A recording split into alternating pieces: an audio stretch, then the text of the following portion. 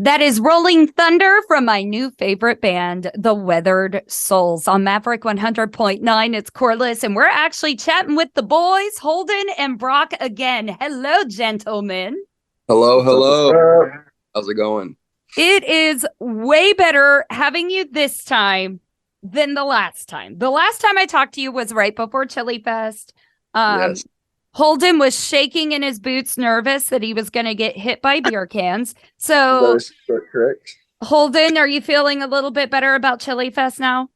Yes, no beer cans were thrown at us. However, I did see some beer cans thrown, but I'm just glad it wasn't us this time. I was in the worst spot you could be during Shane Smith and the Saints, and I got Oh, covered in beer. yeah. Oh, yeah. Yeah, they got rowdy on that one. I was out the sound booth for that. And Brock, what did you think? You know, the whole time you were walking around, you just had this grin on your face, like I've found my people. Yeah, I kind of did. No, it was a great time. The stage was great. We had a little bit of a technical difficulty, but thankfully I managed to get it fixed and we carried on. But the crowd was great. And walking around out there after our set was just like a whole new world. I wasn't expecting. I didn't really know what to expect, but I'll tell you what, it was not that. But it was great. Not that. You weren't expecting a baseball field made out of plywood that looks like a real baseball field? I was not. No, I was not expecting to see like 20 DJs like straight up having their own like festivals out there. Definitely wasn't expecting the ancient Greek building made out of crazy. Yeah, whoever did that, I wanted to shake their hands. That was incredibly impressive. It's like paper mache. Yeah. Oh my gosh. I'm still floored by it myself, guys, and I've been here for 5 years. It does kind of leave you speechless, but I'm so glad that you got to get to experience it for yourself. And let me just talk about how selfish I really am. I am so glad that I got to experience you. Like I said, we did the typical interview. I listened to your song, Rolling Thunder, and I'm like, yeah, these guys are great, of course. Chilifest doesn't just book bad bands, but I watched your entire show. And I met your families. Like I met Holden's wife and grandma were out there. Oh yeah. I don't know where it turned or if it was just hugging you all or meeting the rest of the band, which are just amazing guys. But I was almost left speechless by you. And I still can't put my finger on it. So you will forever be a Maverick favorite now. So welcome to Maverick, first off. Oh yeah. Thank you. We really appreciate that. We're glad you enjoyed it. Welcome to the family. Yeah, I hope we can go back to Chilifest soon too, because that was pretty fun. That was really fun. We got to get you guys back in town, but we also need everyone to fall in love with the Weathered Souls like I have. And how you can do that is you guys have got a brand new album out today. It's called Till the Morning Comes. Tell me everything, the project, where did it come from? How's it working out? Everything. I want to know everything. So this album is about a year and a half's worth of hard, just long writes. You know, some of these songs, I can't say all of them took forever. Some of these songs are super personal, and some of these songs are stories that are stories of stories. So it was a long creation. We didn't sit and write this thing in 2 weeks. This is 30 songs, you got in the backpack, and you're going to pick the best 10, and that's kind of what we did, or we thought we did. And Tyler Baker from Goodbye June, he's the lead guitar player, band leader for Goodbye June, and he actually produced this record for us up in Nashville. And so we trusted him to, make the right choices on the song picks. And there was a lot of songs that we hadn't even played, in a year and a half. We wrote it, played it one show, never played it again. And Tyler, heard the demo, and he's like, that's got to be on there. So Yeah. we took his word and we trusted him, and I think that everybody will, you know, I think everybody's going to enjoy this record. It is rock. It's rock and roll all the way down. You know, it's Denying gritty. there's no denying it's rock and roll. But we're definitely happy with the final product. You know, like he said, we went in there with a little bit different of expectations, and like he said, there's a few songs that we haven't played in a long time that ended up making the record. So we got those turned around, and we're really excited to drop this album today. Well, even down to the producer, aren't you guys discovering how important it is to find people within this industry, not just other musicians, but everyone collectively? You got to find people that you trust. You trust their opinion. You trust them with your hard-earned work and your money. And, you know, it seems like you guys are narrowing down who is going to be the rock solid, weathered soul, not just fans, but a part of this business that you are creating. Yep, absolutely.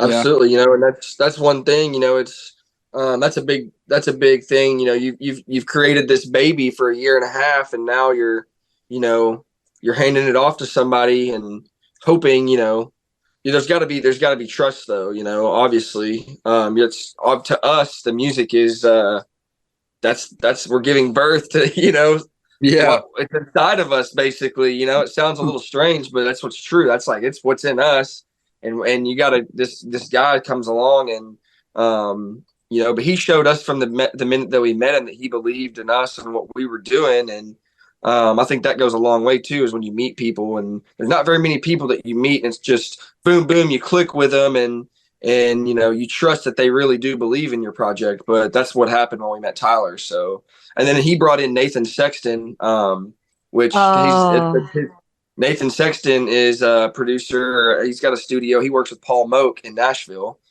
And Nate, he helped us a tremendous amount too. I mean, he's the man behind the console. He's the one with the ear on the production. And him and Tyler have worked together on a ton of projects, so it worked with us, you know.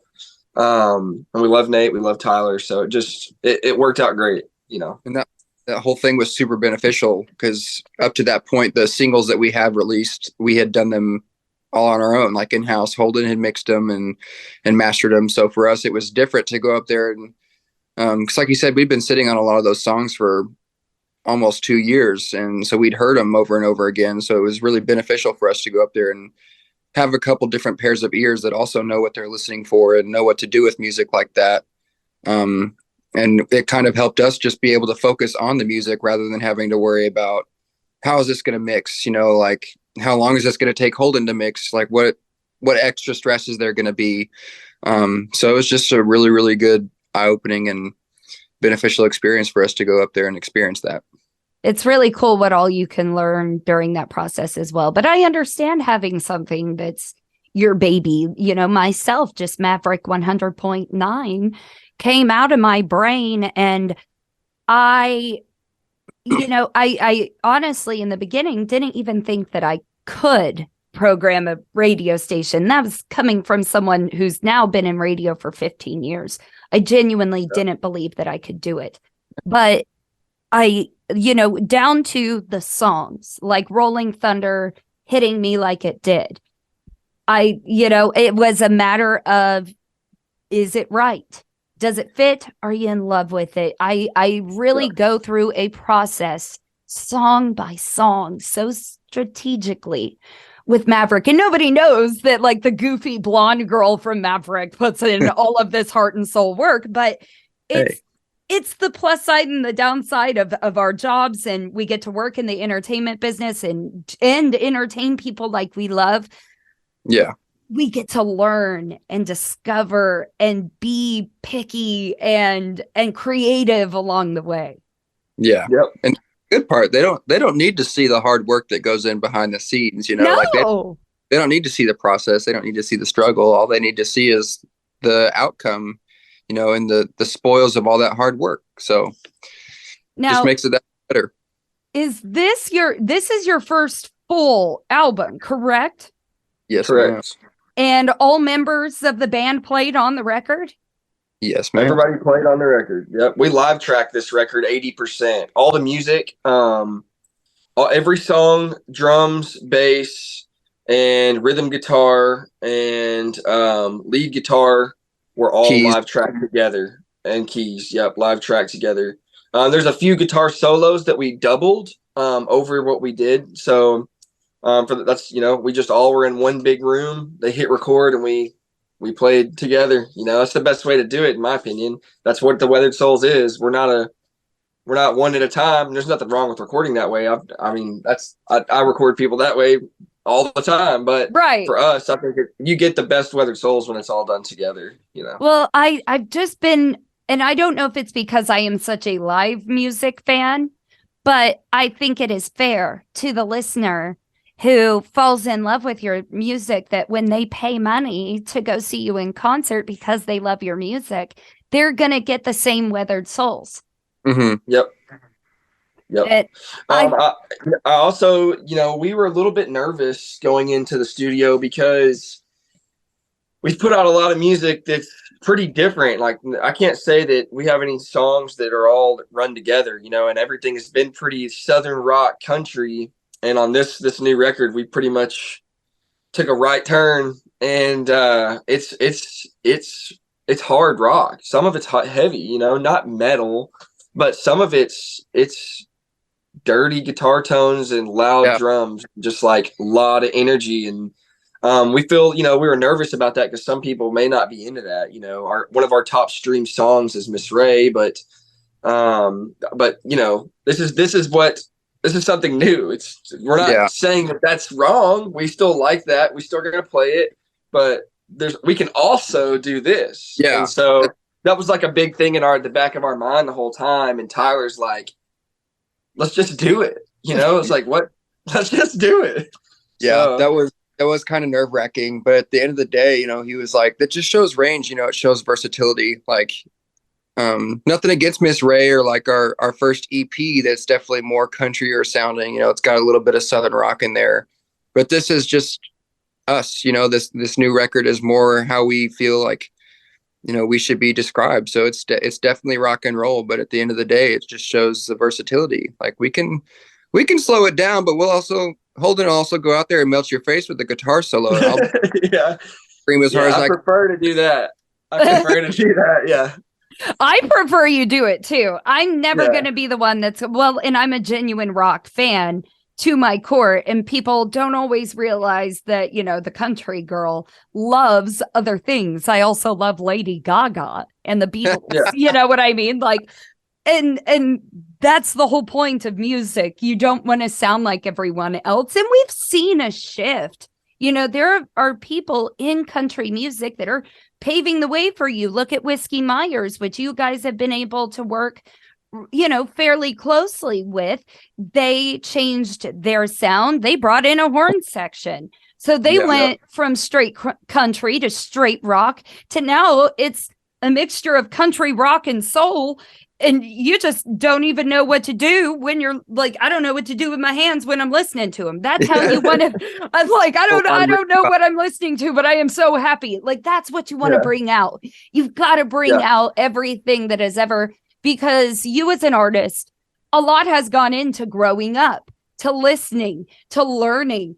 It's going to show up in your music. So nobody can ever tell you that's wrong. And that's what Maverick is about. That's what being an independent artist is about. It's about just make the music. Admittedly, I was the country one coming in. I was see that wanting to be more, Texas country. And as we played more and more shows and just kept growing, Holden was like constantly trying to work the guitar out of my hands. And the more, rock stuff we would write, I'd be like, man, this is way more fun to play. Yes.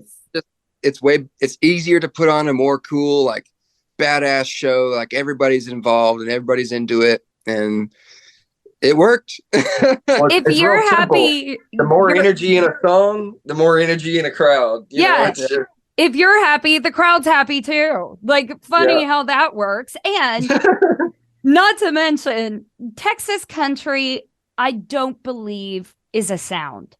I think it is a feeling. It's a family. and it's a support group. That is what Texas country is. Texas country is not a sound. It's just a form of being together, being rebellious, but with the same like-minded people, if you will. Mhm.